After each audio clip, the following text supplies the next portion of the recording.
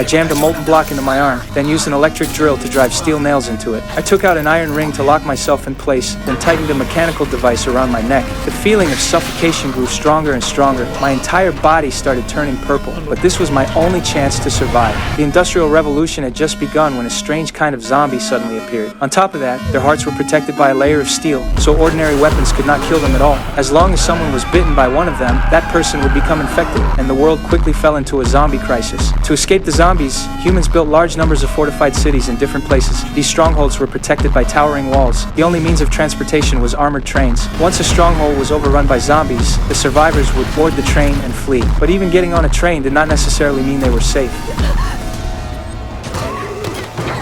Zombies would break into the cars and tear into the humans inside. If someone on the train was bitten by a zombie, that person had to end their own life. When the train arrived at the next stronghold, everyone had to take off their clothes and go through an inspection. I was a worker responsible for maintaining and repairing the trains. I was researching a new kind of weapon. It could pierce straight through a zombie's heart in an instant. But every one of my experiments had failed. One day, while I was working, the train pulled in. Just as everyone was going through inspection, a man suddenly rushed out. The soldiers immediately surrounded him. The man looked completely out of control. The soldiers decided he had been bitten by a zombie. They raised their guns, ready to shoot him dead on the spot. I spread my arms and stood in front of them, saying that anyone suspected of being infected had to be quarantined for 3 days. But the officer shoved me aside. The soldiers began beating me. The man was shot dead as well. In the end, the Lord of the Stronghold ordered me to be imprisoned. That night, another train arrived. But the moment they lowered the drawbridge, they saw countless zombies. By the time they tried to raise the drawbridge again, it was already too late.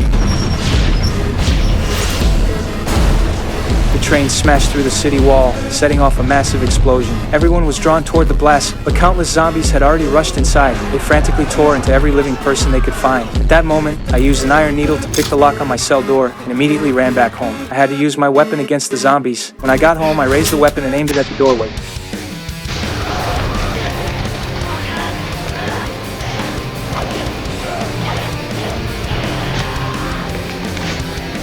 Facing the zombie in front of me, I pulled the trigger. Its heart was pierced straight through. But just as I was getting excited, blood suddenly began pouring from my right hand. I realized I had been bitten by a zombie. The virus began spreading along my arm. I clamped a molten block into place, used an iron ring to restrain myself, then tightened it with an iron chain to stop the virus from spreading any further. A wave of suffocation hit me. My consciousness started to blur. In the middle of the pain, everything that had happened in the past came rushing back to me. Driven by an overwhelming will to survive, the virus stopped spreading. I survived.